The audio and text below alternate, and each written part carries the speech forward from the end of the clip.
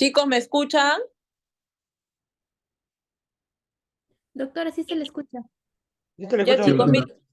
chicos, buenas noches. Más bien disculpen por todo este retraso, pero que estoy en el hospital y no hay señal. Estoy con una señal súper pobre y he tenido ahorita que conectarme de mi celular, así que como mi celular es pequeñito, no voy a poder ver muy bien las diapositivas. A ver si mi grupo 6 me ayuda, que le acabo de pasar las diapositivas para que lo puedan proyectar por aquí y vamos viendo. A ver, porfa, si me ayudan los chicos, a ver si es que les llegó las diapositivas.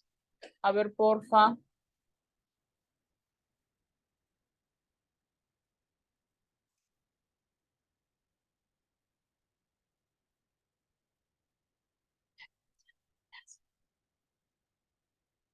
Chicos, a ver, porfa, si alguien me ayuda. ¿Mi grupo lo tiene o no? Para que lo pueda reproyectar.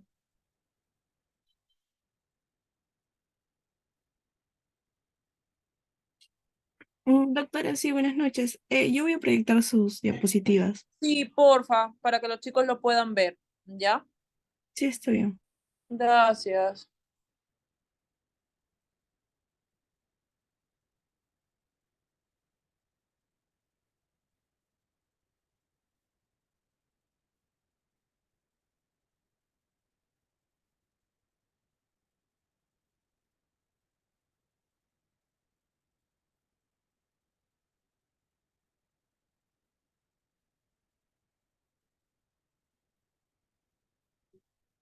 Y también a mi grupo le he pasado, le acabo de pasar también que luego me van a ayudar a reproyectar una endoscopía y un informe de biopsia, que luego lo vamos a ver, ¿ya?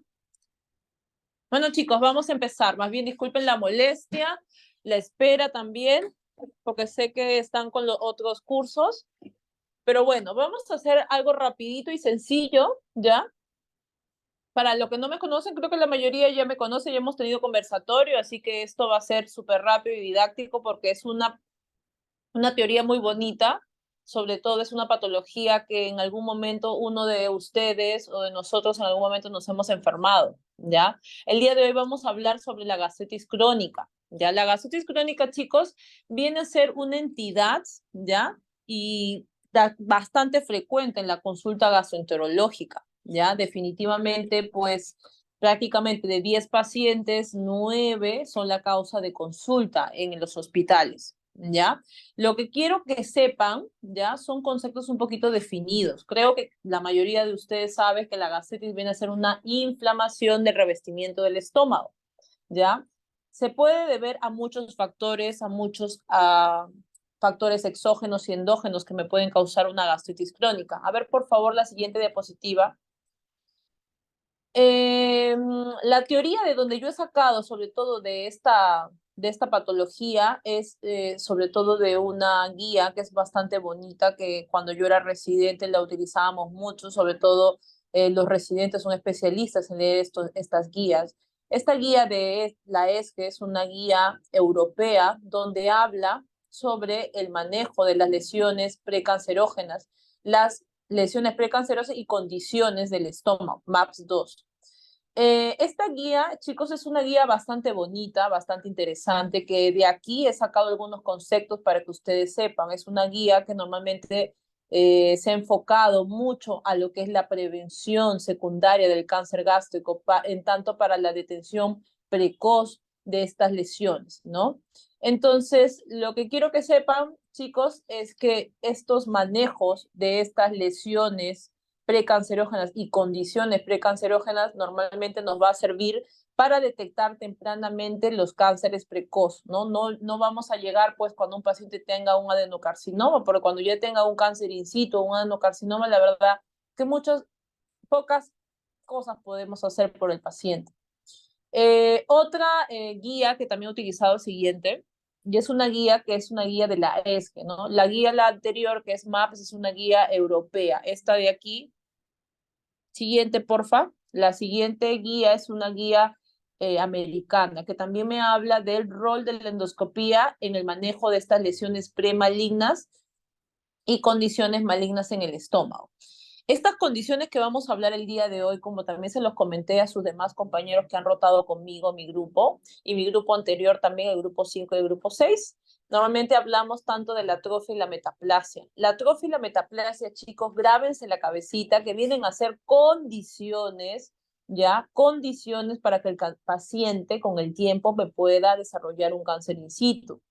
En cambio, la displasia ya viene a ser una lesión premaligna, ¿ya? Entonces, de esto se trata estas guías. Estas guías me hablan tanto de la atrofia y la metaplasia, que viene a ser condiciones precancerógenas. Por eso que en estos pacientes, cuando detectamos la atrofia y la metaplasia, que lo voy a hablar más adelante el día de hoy, ¿ya?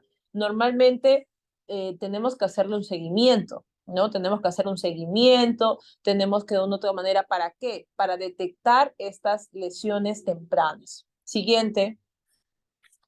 Lo que también tenemos que saber, chicos, lo que es muy importante, ¿no? Es que, ¿cuáles son las partes del estómago? Porfa, la siguiente diapositiva. Para que sepan que normalmente el estómago tiene varias partes, ¿no? Normalmente se divide en tres partes, el antro, el cuerpo y el fondo, ¿no? Y también tiene que saber que normalmente tenemos dos esfínteres, el esfínter esofágico superior y el inferior, que muchas veces, a veces cuando uno de los dos hay, hay lesiones, esos esfínteres también estos pacientes tienen mucho reflujo, ¿no? Entonces, tiene que saber esto también, chicos, porque esto les va a servir cuando normalmente queramos sacar algún tipo de biopsias, ¿no? No se saca biopsias en cualquier lado. Ya luego vamos a hablar de clasificación de Signen, que normalmente es una clasificación que se han reunido todos a un consenso, patólogos, gastroenterólogos, que normalmente llegaron a un consenso para ver de dónde van a sacar las biopsias, ¿no? Porque ya más o menos más adelante les voy a decir por qué es importante sacar estas biopsias y en dónde sacarlas para poder detectar estas lesiones tempranas. A ver, siguiente. Pasando ya a la definición, que viene a ser una gastritis, ¿ya? Nosotros tenemos gastritis agudas y gastritis crónica, ¿no? En la definición tenemos que saber que viene a ser una inflamación, es una enfermedad inflamatoria aguda o crónica de la mucosa gástrica producida por factores exógenos y endógenos, ¿ya? Que van a producir síntomas dispépticos, ¿no? Atribuibles a la enfermedad. A ver, ¿cuáles son los síntomas dispépticos? Yo creo que también mi grupo ya está, pero súper entrenado en esto. La dispepsia, chicos, viene a ser un conjunto de signos y síntomas caracterizados por distensión, disconfort, epigastralgia, ¿no? Entonces, si tenemos un paciente que viene con síntomas dispépticos, lo primero que tenemos que pensar a la cabeza es una gastritis crónica, ¿no? Sobre todo porque el tiempo, la mayoría de nosotros tenemos una gastritis crónica, pero van a haber varios factores que van a activar esa gastritis para que podamos tener esa sintomatología. Lo que tienen que saber, chicos, es que para yo diagnosticar una gastritis crónica la tengo que observar endoscópicamente. O sea, yo tengo que diagnosticar mi gastritis mediante una endoscopía y voy a reconfirmarla con mi diagnóstico histopatológico, ¿ya? Entonces, yo para diagnosticar una gastritis tengo que hacer una endoscopía más biopsia. Siguiente. Para que sepan nada más, chicos, que la gastropatía viene a ser un grupo de entidades cuyas características endoscópicas van a corresponder a una gastritis por la presencia de eritema o edema. Muchas veces cuando hacemos una endoscopía, los pacientes, ustedes o a veces los residentes o los alumnos como ustedes siempre preguntan, pero doctora, ¿qué tenemos que ver para nosotros diagnosticar una gastritis? En la endoscopía muchas veces tenemos que ver eritema, hay edema, hay erosiones, ¿no es cierto? Que histológicamente, como les dije, lo voy a confirmar y normalmente en la histología va a haber un componente bastante inflamatorio y con daño epitelial y endotelial. Lo que también tienen que saber, chicos, que en la práctica clínica se utiliza mucho este término de gastritis tanto para las gastritis propiamente dichas como para las gastropatías por tener manifestaciones clínicas y hallazgos endoscópicos muy parecidos. En cuanto a la epidemiología, ya tienen que saber, como ya les había hecho la introducción de esta patología, tiene una entidad bastante elevada a nivel mundial, ¿ya? En otros países, chicos, sobre todo, por ejemplo, en Japón, ¿no? Normalmente, no sé si alguien de ustedes habrá ido, en Japón de verdad ellos son muy capos, sobre todo en las detenciones precoz. Ellos de verdad, cuando un paciente viene a su consulta, lo que a ellos les interesa más es diagnosticar esas condiciones y esas lesiones tempranas. Cuando ya un paciente llegó con un cáncer in situ, porque claro, no, es fácil diagnosticar un cáncer. Si un paciente viene con un síndrome pilórico, con náuseas, con vómitos, baja de peso, ya prácticamente nosotros hacemos un diagnóstico de un cáncer, ¿no? Lo confirmamos con la endoscopía y con la biopsia. Pero muy pocas veces podemos hacer algo porque muchas veces estos pacientes vienen ya con un estadio 4, cuando ya ha invadido otros órganos y muy pocas veces se puede operar este paciente, ¿no? Entonces, lo que también tienen que saber, chicos, es que su incidencia va a variar mucho en diferentes regiones y países. En el Perú se dice que es una de las causas que con más frecuencia motivan la consulta gastroenterológica. Y lo que también tienen que saber, chicos, que dentro de las 3 causas más frecuentes en el mundo que puede ocasionar gastritis, tanto aguda como crónica a la cabeza. Tenemos el Helicobacter pylori, tenemos los pacientes que consumen NAINES, por ejemplo, también los pacientes que tienen una gastropatía aguda por estrés, estos pacientes gran quemados. Siguiente. Es lo que yo ya le había mencionado. Siguiente. Ahora, dentro de los factores de riesgo, chicos, a la cabeza tenemos varios factores de riesgo, ¿no? Tenemos, por ejemplo, el Helicobacter pylori, viene a ser ya una bacteria, es una bacteria gram negativa que tiene forma de espiral, tiene varios flagelos. Se dice que este Helicobacter pylori, chicos, mide 0.5 micras, es tan pequeño que es imperceptible, tenemos que sacar un pedacito de mucosa para que el patólogo me haga el diagnóstico. Según la OMS, o sea, según la Organización Mundial de Salud, este Helicobacter pylori, pues, ya es considerado el precursor del mayor agente etiológico de un adenocarcinoma.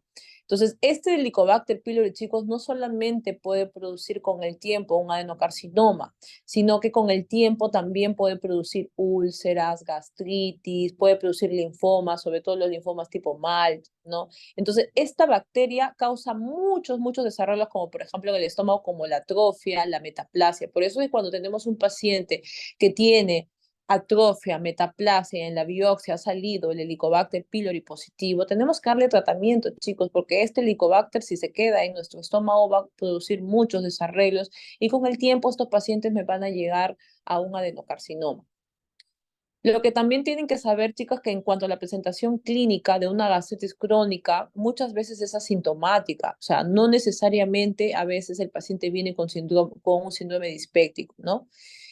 Muchas veces es asintomático, muchas veces el paciente se hace un control de endoscopía de screening, ¿no? Sobre todo los que tienen antecedentes familiares de cáncer gástrico, y detectamos la bacteria o detectamos ahí erosiones, congestión, ¿no? Y lo que tienen que saber, chicos, es que el diagnóstico muchas veces es de una gastritis crónica es histopatológico, ¿ya? Lo que también tienen que saber que hay, antiguamente, por ejemplo, aquí no lo utilizamos mucho, pero en Japón sí utilizan muchos métodos no invasivos, que es para la selección de los pacientes que se van a beneficiar de una endoscopía. Estos valores, por ejemplo, que utilizan en otros lados es los valores del pexinógeno, que nosotros aquí la verdad no lo utilizamos mucho, pero normalmente la medición del pexinógeno nos va a servir como detección, es un tipo de detección no invasiva y sirven como seguimiento sobre todo para detectar lesiones tempranas también. Siguiente. Bueno, chicos, como les dije que íbamos a hablar de la gastritis crónica, al hablar de la gastritis crónica, nosotros tenemos que hablar también de la gastritis crónica atrófica. Yo les había mencionado que viene a ser una condición, tanto la atrofia como la metaplasia vienen a ser condiciones preneoplásicas. Son condiciones precancerígenas que con el tiempo me van a llevar a un cáncer in situ. Son lesiones comunes en el estómago que se van a asociar con un riesgo aumentado para el cáncer gástrico. Eso es lo que nos dicen las guías. Entonces, nosotros tenemos 2 tipos de gastritis crónica. Tenemos la gastritis crónica autoinmune o la gastritis crónica multifocal o ambiental. Entonces, se dice que la gastritis crónica viene a ser una inflamación crónica de la mucosa gástrica y va a ser un adelgazamiento de esta. Por eso que muchas veces en la endoscopía, chicos, vemos una mucosa pálida, adelgazada, con visualización de los vasitos submucosos, porque con el tiempo de tanta inflamación, esa gastritis crónica se atrofia. Viene a ser una mucosa bien adelgazada, viene a ser una mucosa que se ve los vasitos que normalmente no se deberían ver, ¿ya? Y se dice que hay una pérdida de las glándulas gástricas nativas que va a ser reemplazado por fibrosis y con el tiempo va a haber un reemplazo también por metaplasia. Siguiente. Se dice, chicos, que normalmente viene, la gastritis crónica viene a ser, en algunas literaturas, viene a ser considerada una enfermedad preneoplásica, ya que se ha demostrado la evolución desde la atrofia hasta la metaplasia, sobre la cual puede aparecer con el tiempo una displasia o un adenocarcinoma gástrico. Esto de acá de la continuación que nos hablan del método de Correa o una cascada de Correa que ya vamos a mencionar, es la evolución de una gastritis crónica hasta un cáncer in situ, ¿no? Por eso se dice que es muy importante establecer métodos de detención y control endoscópico para normalmente detectar tempranamente estas lesiones. Otra vez nos están recalcando ya que el Helicobacter pylori viene a ser un principal agente etiológico del cáncer gástrico, ¿ya? Y que normalmente, como les había mencionado, este Helicobacter pylori se considera carcinógeno por su implicación en el desarrollo de un adenocarcinoma gástrico. Ya, chicos, a ver, siguiente. Este es el método de Correa o la cascada de Pelayo y Correa. Miren, chicos, normalmente para que nosotros llegamos a un adenocarcinoma, a un carcinoma invasivo, tenemos que pasar por toda esta secuencia. Esta secuencia se llama la secuencia de Pelayo y Correa.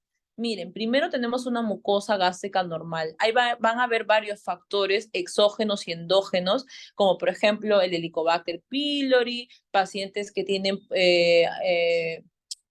estos pacientes que, por ejemplo, no tienen una dieta alta en productos saturados, una dieta alta en sal, pobre en vitamina C, con el tiempo, ya estos factores normalmente exógenos me van a hacer que haya cambios en la mucosa y en nuestro estómago, y con el tiempo van a evolucionar a una gastritis crónica, ¿no? Esa inflamación continua de nuestro estómago por esos factores exógenos nos va a dar una gastritis crónica con el tiempo. Si también va proliferando el Helicobacter pylori, por ahí comemos donde la tía veneno, por ahí también no nos cuidamos en las comidas, nos salteamos las comidas, por ahí factores como el tabaco, el alcohol, toda esta gastritis crónica con el tiempo me va a desarrollar a una atrofia gástrica, ya va a haber un adelgazamiento de la mucosa del estómago, ¿no es cierto? Entonces, con el tiempo, si siguen esos factores exógenos y endógenos, normalmente, ¿qué va a pasar? Va a ser reemplazado un epitelio, normalmente en la metaplasia, ¿no es cierto? La metaplasia que viene a ser un cambio en la mucosa gástrica y es reemplazado por un epitelio de tipo intestinal. Entonces, siguen los factores exógenos, siguen los factores endógenos, sobre todo como el Helicobacter pylori, seguimos comiendo mal. Esta metaplasia con el tiempo va a evolucionar una displasia y con el tiempo esta displasia me va a desarrollar un carcinoma invasivo o in situ. Entonces, miren, toda esta secuencia de una mucosa gástrica normal hasta un cáncer. En esto pueden pasar 4, 5, 6, 7, 8 años. Entonces, es muy importante. Justamente aquí, cuando tenemos estas condiciones de la atrofia y la metaplasia, es donde tenemos que hacer seguimiento al paciente y justamente comentarle, mire, señor, tiene estas lesiones. Siguiente. Miren, chicos, entonces ya hablando un poquitito de cada lesión, ya hablamos de la atrofia, que también es una condición. Vamos a hablar ahora de la metaplasia, que es otra condición preneoplásica. Entonces tienen que saber que la metaplasia viene a ser un cambio en la mucosa gástrica y es reemplazado por un epitelio de tipo intestinal. Ahora, las causas más comunes para que un paciente tenga, ¿cómo se llama? Metaplasia, para que haya estos cambios en la mucosa, como les había mencionado, se van a deber a muchos factores, sobre todo los factores ambientales, que normalmente sirven como un mecanismo de adaptación a infección por Helicobacter pylori, tabaquismo o la ingesta de alto contenido de sal también. Entonces, todo esto, estos factores van a ser que normalmente cambia nuestro epitelio de nuestro estómago y que es reemplazado por este epitelio de tipo intestinal que no debería estar ahí, ¿no? La literatura también nos habla, chicos, que hay tres tipos de metaplasia. Tenemos la metaplasia pseudopilórica, la metaplasia pancreática y la metaplasia intestinal. La que vamos a hablar el día de hoy, porque es la que nos interesa más, es la intestinal. Tanto la pseudopilórica y la pancreática, sobre todo, lo utilizan los patólogos, ¿ya? En cuanto a la metaplasia intestinal, chicos, se dicen que tenemos tres tipos de metaplasia. Tenemos la tipo 1, que es la intestinal o la completa, que es la más común, ¿no? También tenemos la tipo 2, que es la enterocolónica, que es la incompleta, que si bien es cierto, muchos pacientes también tenemos casos con incompleta, pero la más común es la tipo 1. La tipo 3, chicos, también es otro tipo de metaplasia, pero es la colónica, que también es la incompleta. El que tiene más riesgo de malignizarse a un adenocarcinoma es la tipo 3, o sea, la incompleta. Eso, por favor, acuérdense, tenemos tres tipos, pero en conclusión, completa e incompleta. La que más nos puede llevar a un cáncer, a un adenocarcinoma, es la incompleta. Siguiente.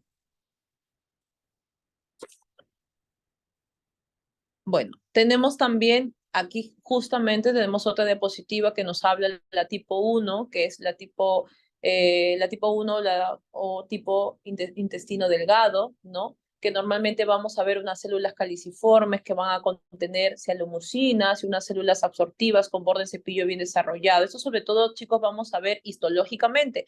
Cuando nosotros vamos a ver la lámina, ¿no? Que vamos a ver estas células caliciformes, que ustedes en algún momento lo han visto en sus clases de histología. En cambio, las incompletas tenemos dos tipos que les había mencionado, ¿no? La tipo 2, que también las células caliciformes con cocelomucinas se encuentran intercaladas entre las gástricas, y la tipo 3 vamos a ver unas criptas tortuosas y ramificadas formadas por células columnares altas que contienen abundantes sulfomucinas. Siguiente. Miren, chicos, no sé si puedan ver todos, pero justamente les traje aquí es una endoscopía de un paciente aparentemente joven, de 50 años. No sé si ustedes logran ver ahí, no sé si se puede hacer zoom, ver algunos parches blanquecinos, como blanco, como unas lesiones discretamente elevadas, blanquecinas, ovaladas.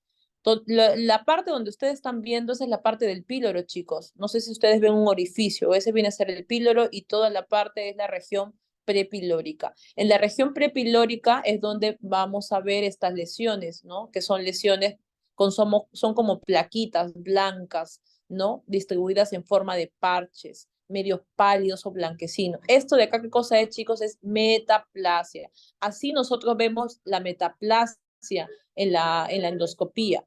Entonces, a veces es muy importante tener un buen endoscopio, ¿no es cierto? Porque si no tenemos un buen endoscopio de alta definición, o a veces también podemos utilizar la cromoendoscopía, que viene a ser ya, ¿cómo se llama? Podemos poner al FAIS, que viene a ser una combinación de colores para poder ver estas lesiones tempranas y poder definir y sacar biopsias, chicos. Pero así, más o menos endoscópicamente, podemos decir, no, este paciente tiene metaplasia.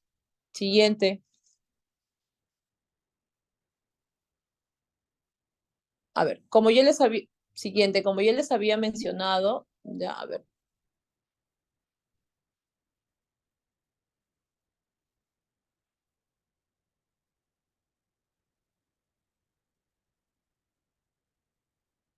siguiente, chicos,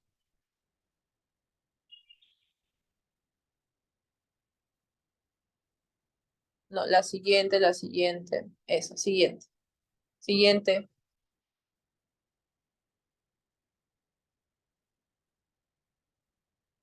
a ver, no, siguiente, esa. Chicos, miren, les había mencionado que el principal precursor de todas estas condiciones, ¿no? Que me causan estos desarreglos en este estómago y normalmente estos cambios de la mucosa, viene a ser el Helicobacter pylori, ¿no? El Helicobacter pylori, como les había mencionado, viene a ser un bacilo gram negativo, se dice que tiene forma de espiral, tiene 4 a 6 flagelos. Normalmente también, aparte, este Helicobacter pylori se dice que tiene oxidasa positivo, catalasa positivo, y es microaerofílico, ¿no? Entonces, normalmente es un paciente, se puede decir es una bacteria tan pequeña que mide 0.5 micras, que normalmente tiene 4 o 6 flagelos que se adhieren en la mucosa como una garrapatita y va a causar muchos cambios en nuestro epitelio. Dentro de los cambios, ¿no? Se dice que este Helicobacter pylori ya es el agente causal de la mayoría de enfermedades que puede ocasionar, por ejemplo, la cabeza, enfermedad ulceropéctica. Se dice que va a llegar al estómago y se va hacia la pared, va a producir uriasa, va a atravesar la mucosa mediante mucinasa, se va a adherir como una garrapatita en la pared y se va a multiplicar. Al momento de multiplicarse me va a producir un proceso inflamatorio donde van a predominar leucocitos y mononucleares.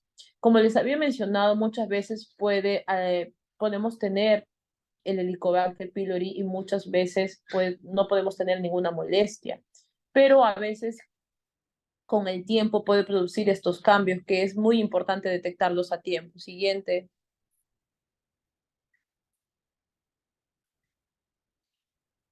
Siguiente.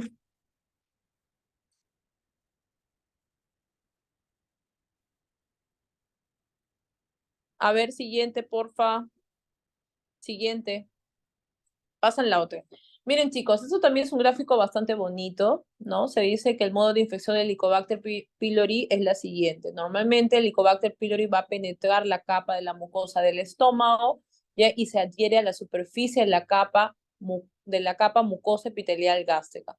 Una vez que va a penetrar la capa de la mucosa, va a producir amoníaco a partir de la urea para neutralizar el ácido gástrico y luego se va a dar una migración y proliferación del Helicobacter pylori al foco de infección. Luego, ¿qué va a hacer? Luego, miren, en la última diapositiva, que es la 4, normalmente, miren cómo esa proliferación del Helicobacter pylori va a producir una ulceración gástrica con destrucción de la mucosa, inflamación y muerte de las células mucosas. Ahí es donde me va a producir una úlcera. Donde normalmente se localiza las úlceras pépticas más frecuentes por el Helicobacter pylori, chicos, es en el duodeno, ¿ya? Siguiente. Siguiente. Eso es lo que les quería comentar. Normalmente la cascada de Pelayo y Correa o modelo de Pelayo y Correa. Algunas literaturas te hablan sobre todo como modelo de Pelayo y Correa, ¿no? Normalmente tenemos una mucosa, la siguiente. La siguiente, esta, chicos, ¿no? Entonces, el modelo de Pelayo y Correa o también la cascada de Pelayo y Correa es la que le mencioné más arriba, ¿no? Normalmente tenemos una mucosa normal, luego, pues, muchos agentes o factores exógenos, endógenos, como el Helicobacter pylori, pacientes que consumen alta contenido de sal, normalmente vamos a tener una gastritis superficial o crónica y con el tiempo una gastritis atrófica, luego una metaplasia, siguen proliferando estos factores exógenos y endógenos como el Helicobacter pylori, el aumento de nitrosaminas, aumento de proliferación, pacientes que consumen poca vitamina C. Entonces, todo eso, o factores como la sal, el fumar, ¿no? Baja ingesta de frutas, todo eso va a hacer que, pues, con el tiempo, normalmente nuestra gastritis atrófica vaya a evolucionar una metaplasia, luego una displasia, luego un cáncer in situ. Lo que tienen que saber, chicos, que tanto la gastritis atrófica como la metaplasia es reversible. Si nosotros erradicamos los factores exógenos y endógenos, le hacemos seguimiento y le hacemos un control, posteriormente le hacemos una endoscopía, muchas veces ya no encontramos metaplasia. Por eso es importante hacer un seguimiento a los pacientes, ¿ya? Siguiente. Mira, en la histología, chicos, también es importante, ¿no? ¿Qué es lo que va a predominar en una gastritis crónica? En una gastritis crónica, la lámina, lo que va a predominar son las células mononucleares. Vamos a ver linfocitos, células plasmáticas, ¿no? En la lámina propia. En cambio, ¿no? Cuando tenemos una gastritis aguda, lo que va a proliferar más son los leucocitos polimorfonucleares. Esto sí, también se acuerdan ustedes en histología. Siguiente. Miren, chicos, esto también es una endoscopía. La parte donde ustedes ven estos pliegues engrosados es la parte del cuerpo, ¿ya?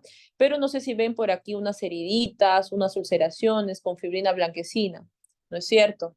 Normalmente aquí es un paciente que también pues tiene atrofia, tiene erosiones, ¿no? Normalmente a veces tenemos que sacar unas buenas biopsias para normalmente hacer el diagnóstico. Siguiente.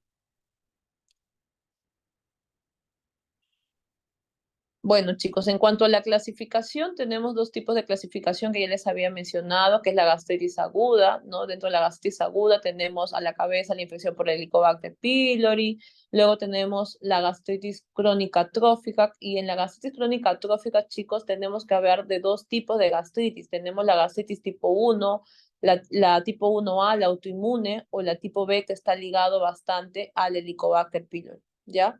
Entonces, esa es la que vamos a hablar el día de hoy, sobre todo los dos tipos de gastritis crónica atrófica, la tipo 1, la tipo A y la tipo B. Siguiente. En cuanto a la gastritis crónica tipo A, tienen que saber que normalmente también es llamada gastritis crónica autoinmune, está ligada bastante a la anemia perniciosa, se dice que es la menos común, a diferencia que la gastritis crónica tipo B. Se dice que este tipo de gastritis tipo A es más frecuente en el norte de Europa y mujeres, afecta principalmente el cuerpo y el fondo. Los anticuerpos que normalmente podemos dosar aquí en una gastritis crónica tipo A, tenemos los anticuerpos contra células parietales, los anticuerpos contra el factor intrínseco que normalmente podemos encontrar. Se dicen que en este tipo de gastritis crónica tipo A, chicos, es común la clorhidria y la hipergastrinemia, ¿no? Que esto con el tiempo, los pacientes que tienen que sufren de esta gastritis crónica tipo A nos pueden llevar a un carcinoma gástrico, ¿no? Otras enfermedades relacionadas a esta gastritis crónica tipo A, tenemos el hipoparatiroidismo, los pacientes, por ejemplo, que tienen un tipo de tiroiditis autoinmunitaria, la enfermedad de Addison y vitiligo, también pueden estar asociados a estos tipos de gastritis crónica tipo A. Ahora, ¿qué sintomatología me da un paciente que lo más probable que pueda tener este tipo de gastritis crónica tipo A? Por ejemplo, eh, dolor en epigastro, náuseas, vómitos, síntomas de anemia, cansancio, debilidad. Acuérdense que este tipo de gastritis está asociado a la anemia perniciosa, por eso es que normalmente pueden tener también estos pacientes síntomas por deficiencia de vitamina B12. Glositis atrófica, normalmente la glositis es un paciente que viene con la lengua enrojecida, una lengua lisa, depapilada.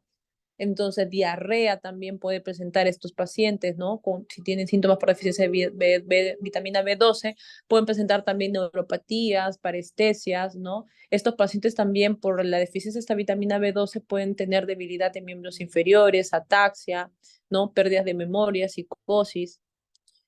Ahora vamos a hablar un poquito de la gastritis crónica tipo B. Siguiente. En la gastritis crónica tipo B, chicos, normalmente se puede decir que es causada por la infección del Helicobacter pylori. Se dice que es la forma más común de gastritis crónica, ¿no? Un 90%, a diferencia de la gastritis crónica tipo A. ¿Dónde va a predominar más estos tipos de gastritis crónica tipo B? En el antro, ¿no?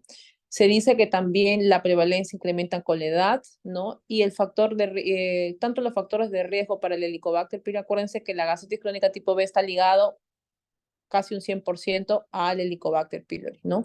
Y normalmente pues tiene que ver a veces con, ¿cómo se llama? Factores de riesgo, tanto el hacinamiento, los pacientes, la pobreza, todo eso, que hay gente que a veces no tiene agua potable, está el Helicobacter pylori, que normalmente pues me puede llevar a una gastritis crónica tipo B, ¿ya?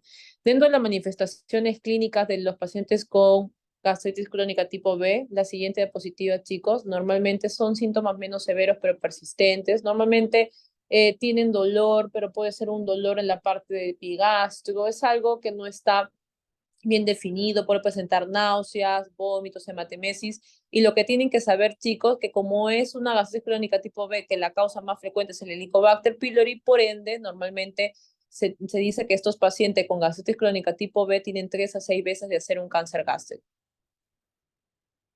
En cuanto al diagnóstico, ¿cómo voy a diagnosticar yo mi gastritis? Ya les había mencionado que el gol estándar o el procedimiento ideal para yo diagnosticar una gastritis es mi endoscopía más toma de biopsia. Anteriormente también se hacía una radiografía que es para ver la parte del esófago y la parte del estómago y hasta el duodeno, pero eso ya se ha quedado relegado, chicos, porque podemos hacer radiografía, pero no podemos sacar biopsias, ¿no? Ahora, otros métodos tampoco no invasivos que se utilizaban era la determinación de anticuerpos contra células parietales, la prueba rápida de ureasa, la ELISA, determinación de gastrina sérica, pero eso la verdad ahora ya ha sido relegado por una endoscopía. Entonces, el gol estándar simplemente es la endoscopía más toma de biopsia para poder detectar una gastritis crónica. Sydney. ¿Qué viene a ser Sydney, chicos? Normalmente el protocolo de Sydney o el consenso de Sydney, normalmente, como les había mencionado, se reunieron normalmente un grupo de patólogos, endoscopistas que van a correlacionar el aspecto endoscópico, topográfico del estómago y normalmente pues nos va a servir para saber de dónde tenemos que sacar biopsia. Se dice que tenemos que sacar de 5 sitios, ¿no es cierto?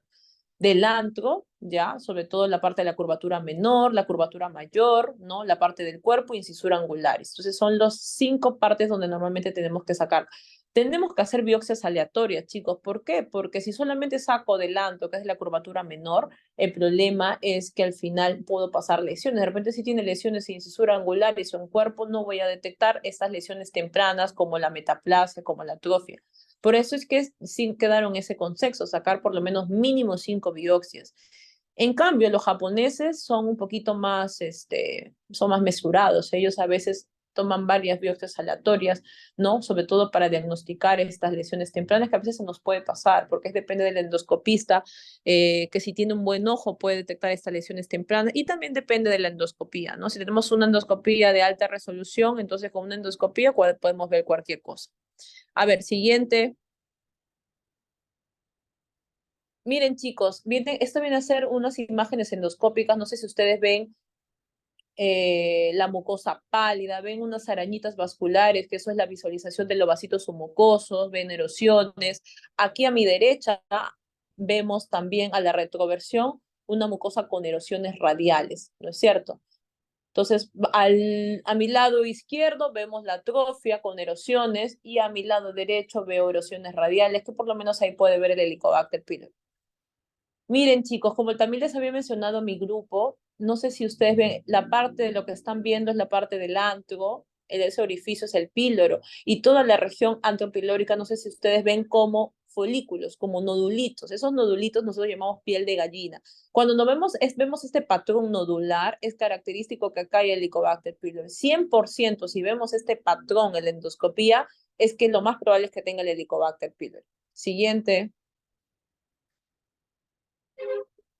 Esto, chicos, es la imagen que vemos el patrón nodular, ¿no? El patrón nodular con piel de gallina, es donde aquí es característico el Helicobacter pylori. Siguiente. Otra imagen endoscópica, chicos, es que vemos acá los vasitos. Cuando vemos los vasitos, ¿no? O normalmente la visualización de los vasos submucosos es que acá hay atrofia. Normalmente no se tiene que ver los vasitos, ¿no es cierto? Entonces es una mucosa adelgazada, es una mucosa pálida donde se ve la visualización de los vasos submucosos. Esa es la parte de la curvatura menor, ¿no? Y esto de aquí es el lado derecho y el lado izquierdo normalmente es la parte del cuerpo medio. Entonces, eso también es muy importante, saber más o menos cómo se llaman las partes del estómago, saber la parte de dónde está la curvatura mayor y menor para poder nosotros hacer un buen diagnóstico y sobre todo tomar las biopsias. Siguiente. En cuanto al diagnóstico, chicos, del Helicobacter pylori, hay métodos no invasivos e invasivos. Los métodos invasivos, pues a la cabeza tenemos la endoscopía más toma de biopsia, ¿no? Tenemos, por ejemplo, la biopsia y más la prueba rápida de la ureasa, tenemos también el PCR, el cultivo normalmente, y los métodos no invasivos a la cabeza tenemos el test del aliento, chicos, que tiene una sensibilidad y especificidad casi de un 90%, ¿no? Y la serología de prueba de ELISA para detectar el Helicobacter pylori. Siguiente. Entonces, como les había mencionado aquí, los métodos no invasivos, invasivos, los métodos invasivos, la endoscopía más toma de biopsia, cultivo, PCR, y técnicas no invasivas a la cabeza, las pruebas de aliento, ¿no? Que esto últimamente estamos utilizando en estos últimos años, ha visto bastante, se puede decir como tiene una sensibilidad y especificidad de 90%, a casi un 99% para detectar el Helicobacter pylori se está utilizando cada vez más, ¿no? La detención de antígenos en heces fecales, la verdad que muy pocos laboratorios lo determinan, así que tampoco no es algo que nosotros los gastroenterólogos mandemos siempre. En cuanto al tratamiento, chicos, tienen que saber, uno, a la cabeza, es que tenemos que tener una buena dieta, como nos había hablado en la cascada de Pelayo y Correa, nosotros tenemos factores exógenos y endógenos. Entonces, si, por ejemplo, tenemos una dieta que, por ejemplo, no tomamos antioxidantes, baja ingesta de vitamina C, alto consumo de nitrosaminas, alto consumo de sal, todo eso van a hacer pues que nuestra mucosa cambie y por ende pues vamos a ser más propensos de repente que quizás a tener pues condiciones plenoplásicas como la metaplasia, la atrofia y también aparte chicos saber dónde come, porque el Helicobacter pylori está presente en todos lados. Ya saben que la transmisión del Helicobacter pylori es una transmisión fecal oral, entonces si ustedes manipulan por ahí algo que no se ha lavado bien, o por ahí comen ensaladas, por ahí comen la tía veneno, entonces si van a comer en la calle, comen todo sancochado, todo hervido, y sobre todo lávense las manos antes de manipular los alimentos y sobre todo hiervan bien el agua, laven bien sus alimentos, sobre todo si van a ustedes consumir ensaladas crudas, ¿ya? Por eso es importante también la supresión del agente agresor, en este caso el Helicobacter pylori. Lo que también tienen que saber, chicos, es que muchas veces pacientes que sufren de estrés, ustedes, nosotros, ¿no? Todo eso van a ser, pues, factores que van a alterar nuestra mucosa gástrica. Entonces también pues se dice que hay que utilizar terapia antiestrés. El tratamiento también sirve con antiácidos. ¿Qué tipo de antiácidos? Tenemos un montón de antiácidos, pero a la cabeza tenemos el malgadrato que también nos va a ayudar mucho a neutralizar ese ácido. Los inhibidores de bomba de protones, que ahorita ya hay un montón de generación. Hay omeprazol, esomeprazol, rabeprazol. Cada día sale una nueva generación de omeprazol, ¿no? Pero a la cabeza, inhibidores de bomba de protones también para suprimir el ácido. Y lo que también es importante, chicos, que tienen que saber que tienen que erradicar el agente. ¿Quién es el agente que me está provocando todo esto? Es el Helicobacter pylori. Para eso hay tratamientos de primera línea, segunda línea, tercera, cuarta línea. Entonces ya eso también lo vamos a hablar más adelante, ¿no? ¿Cuál es el tratamiento? Acuérdense, como es una bacteria, tenemos que eliminar y a veces, muchas veces es resistente. Entonces no se da un tipo de tratamiento antibiótico, a veces se da 2 antibióticos. Entonces, muy pocas veces damos un solo antibiótico. Ninguna terapia es con un solo tipo de antibiótico, el Helicobacter pylori, chicos. Eso tienen que acordarse también, ¿ya? Entonces ya vamos a hablar después de eso. Siguiente. Ah, no, está bien, ahí déjalo ahí. En cuanto al seguimiento, eso también quiero que tengan conceptos definidos.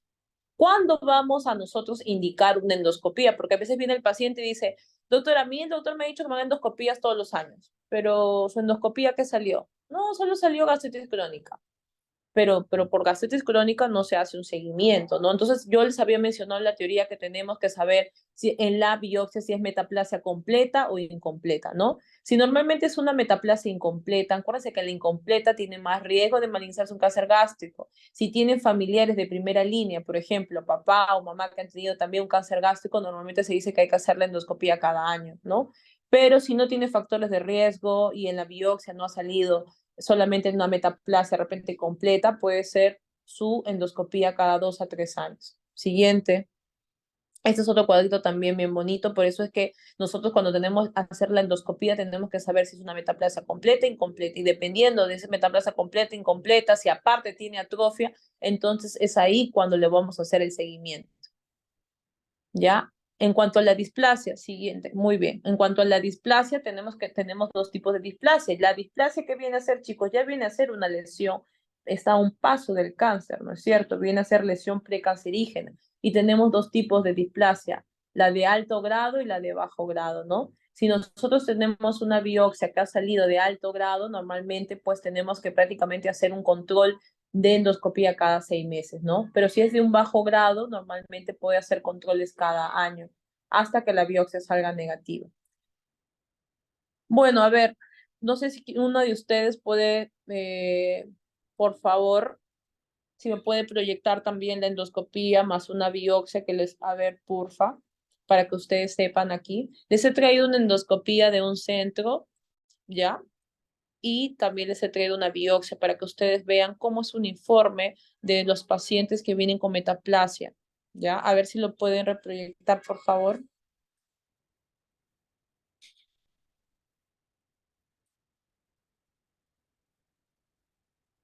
¿Lo tienen? ¿Sí?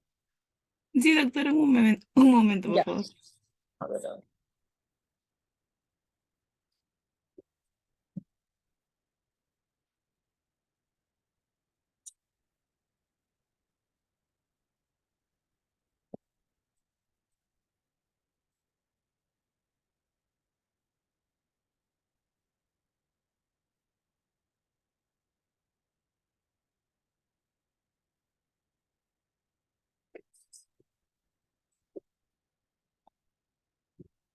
A ver, esta es la biopsia. Primero, por favor, la endoscopía. Esa es la biopsia. Primero la otra, la que tiene imagen.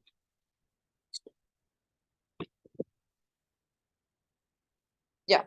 Miren, chicos, este es un informe de una endoscopía donde vamos a ver una gastritis eritematosa y erosiva anteocorporal, ¿ya? Entonces no había nada malo, lo único que había inflamación y había erosiones, ¿ya?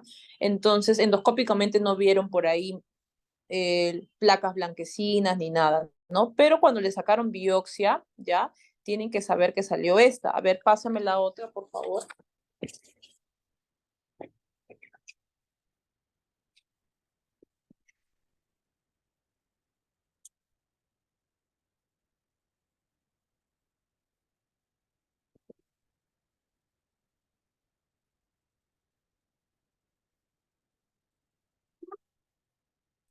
Miren, chicos, en la biopsia, ¿ya? Miren la descripción. A la microscopía, o sea, lo que vio el patólogo, miren, se dice que vio una inflamación crónica moderada, la actividad leve, hay metaplasia intestinal tipo 1 o completa en el 30% de la lámina que vieron, y también vieron la tipo 3 o incompleta, que aparentemente dice ausente. Pero ven atrofia glandular leve, ven el Helicobacter pylori también. Entonces, le sacaron 2 de antro y 2 de cuerpo. En cuerpo también encontraron inflamación crónica moderada, había metaplasia, la metaplasia no hay porque le ponen ausente, atrofia glandular ausente, pero el Helicobacter pylori sí había, ¿no? Entonces, normalmente el diagnóstico histopatológico fue una gastritis atrófica de antro con metaplasia intestinal, ¿no? Pero solo tiene una metaplasia completa, ¿ya? Y en cuerpo no encontraron atrofia, solo encontraron atrofia de antro. Entonces, y el Helicobacter pylori positivo, ¿ya? Entonces, para que vean, miren todo lo que hace el Helicobacter pylori. Mira, causa todos esos desarrollos. Esta paciente ya tiene atrofia y tiene metaplasia, tiene 2 condiciones precancerógenas. Entonces, como tiene 2 condiciones, normalmente en estos pacientes hay que hacer seguimiento, ¿no? Entonces, se le explica al paciente, mire, señora, le han salido 2 condiciones, hay que dar tratamiento sí o sí para el Helicobacter pylori y así no tenga ninguna molestia, porque lo más probable es que esté ocasionando estos cambios en mi mucosa gástrica, sea esto, así que tenemos que eliminar al Helicobacter pylori, ¿ya? Y luego, ¿cómo lo van a confirmar que hemos eliminado? Porque hay que cerciorarnos 100% que hemos eliminado esta bacteria haciéndole un test del aliento, que normalmente pues es un examen no invasivo y me va a determinar si hemos eliminado o no a la bacteria. Porque muchas veces es resistente al tratamiento que nosotros damos. Entonces, a veces, como nosotros abusamos de tratamientos antibióticos, entonces estos pacientes a veces vienen con siguen con la sintomatología, sobre todo siguen con el Helicobacter pylori, porque uno de los tratamientos para eliminar a la bacteria es la amoxicilina con la claritromicina. Entonces, la mayoría de ustedes pues prácticamente, ¿quién no ha tomado uno de ustedes amoxicilina con claritromicina? Entonces, ese es el problema, que a veces cuando queremos eliminar esta bacteria, entonces tomamos la amoxicilina y le hace cosquillas. Entonces sale positivo y a veces tenemos que darle otro tratamiento de segunda línea, que son con antibióticos mucho más fuertes. Bueno, chicos, eso es lo que les quería traer. Espero que de verdad les haya servido, ¿no? Para que ustedes, cuando por ahí les llegue un informe de endoscopía con su papá, con su mamá, o se vayan a acompañar a su familiar, pues sepan ustedes sobre todo la descripción, y ustedes sepan también traducirle a sus familiares qué significa, ¿no? Pero acuérdense que la atrofia y la metaplasia son condiciones que con el tiempo me pueden llevar a un cáncer in situ, ¿no, chicos? Por eso es muy importante la detención temprana de estas lesiones y sobre todo el seguimiento, ¿ya? Bueno, chicos, eso es lo que les quería traer. Más bien perdonen, sobre todo por todo lo que ha pasado en la tarde, pero a ver, son cosas que pasan, que a veces no hay señal y el internet a veces es fatal. Ya, chicos, a ver, no sé si alguien quiere hacer alguna pregunta o les quedó todo conforme. Doctora, tengo una pregunta. Dime.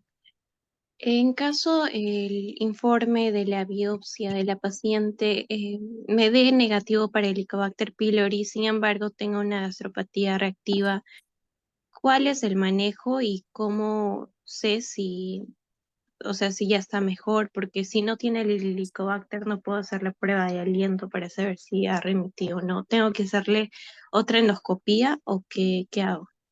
No, mira, lo que pasa es lo siguiente, si tú tienes el Helicobacter pylori, o sea, a ver, no tienes el Helicobacter pylori en tu biopsia, ¿no es cierto? No, Pero no, en todo sí. caso el paciente tiene molestias, normalmente uno le das tratamiento porque ya les había dicho que hay factores exógenos y endógenos que me pueden causar cambios en este epitelio, ¿me entiendes? No solamente el Helicobacter pylori. Tienes que preguntarle si consume alimentos, no consume alimentos, si come a sus horas, no consume a sus horas, si come por ahí donde la tía veneno. Entonces, hay muchas cosas que me pueden ocasionar, o sea, muchos factores que me pueden ocasionar gastritis, no solo el Helicobacter pylori. Si me sale mi biopsia, acá tiene el Helicobacter, tengo que darle tratamiento, pero si mi biopsia me sale negativo y el paciente presenta síntomas, puede presentar síntomas por otras cosas, no necesariamente por el Helicobacter pylori, así que tengo que darle tratamiento para suprimir el ácido. De repente este paciente tiene mucho reflujo biliar, de repente este paciente por ahí toman alcohol, ¿no? Entonces, esa también puede ser una sustancia que esté irritando. Por ahí, de repente, es un paciente que toma aspirina, por ahí es un paciente que toma antiinflamatorios. Entonces, ese es el agente agresor que está ocasionando esta gastritis. Entonces, tenemos que erradicar ese agente, ¿no es cierto? Pero muchas veces, si la biopsia sale negativo, la biopsia prácticamente tiene una sensibilidad y especificidad de un 99 a 100%, chicos, al igual del test del aliento. Ya, así que si mi biopsia le salió negativo, puede ser por dos cosas, o uno que no lo tenga, o otro que no hemos sacado bien biopsias donde la parte donde hay la inflamación o algo. Eso también, por eso es importante sacar buenas biopsias y varias biopsias, no solo sacar uno, porque de repente le he sacado la parte donde la mucosa está normal, entonces me va a salir obvio todo normal. ¿Alguna otra pregunta, chicos? Doctora, buenas noches. Una consulta. En la diapositiva que decía en modo de infección del Helicobacter pylori, en la cuarta decía que la ubicación más común era en duodeno y en la otra parte donde mencionaban lo de la gastritis crónica tipo B decían que predominaba en el antro.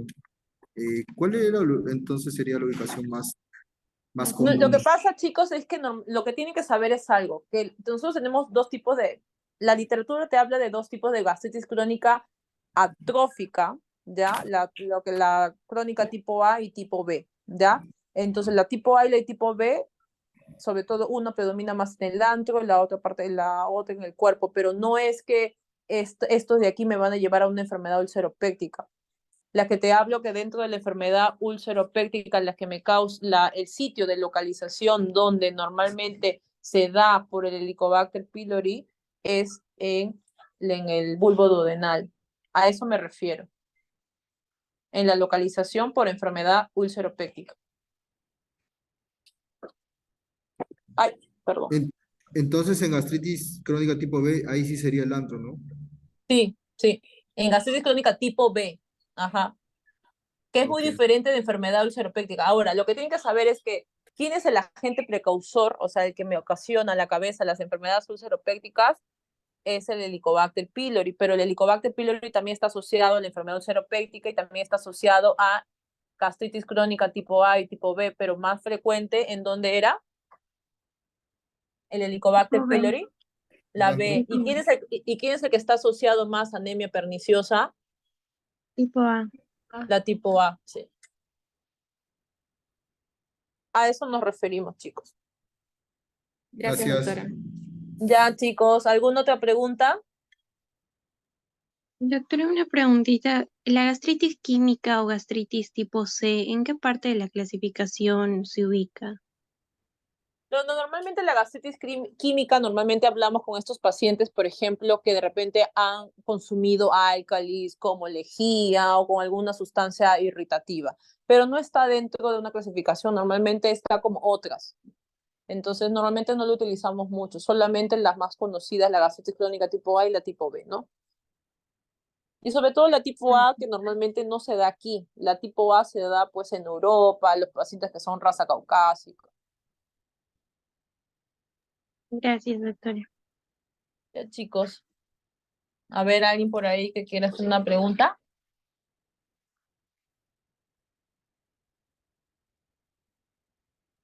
¿Todo bien? ¿Sí? ¿Sí? A ver, diga. Hola, ¿todo bien? Todo claro, Sí, doctora. doctora, todo claro. Ya, chicos. Perfecto. Entonces, ya estamos hablando para la siguiente clase. A ver sus compañeros. Ahí le he pasado al grupo 6 las diapositivas si las desea. Y también le he pasado sobre la, ¿cómo se llama? La endoscopía más toma de biopsia para que ustedes sepan, ¿ok? Ya bueno, chicos, que tengan muy buenas noches. Gracias. Gracias, doctora, hasta luego. Hasta luego. Chao, chao. Doctora. Hasta luego. Hasta luego, doctora, hasta luego. Hasta luego. Chao, chao. Gracias, chicos.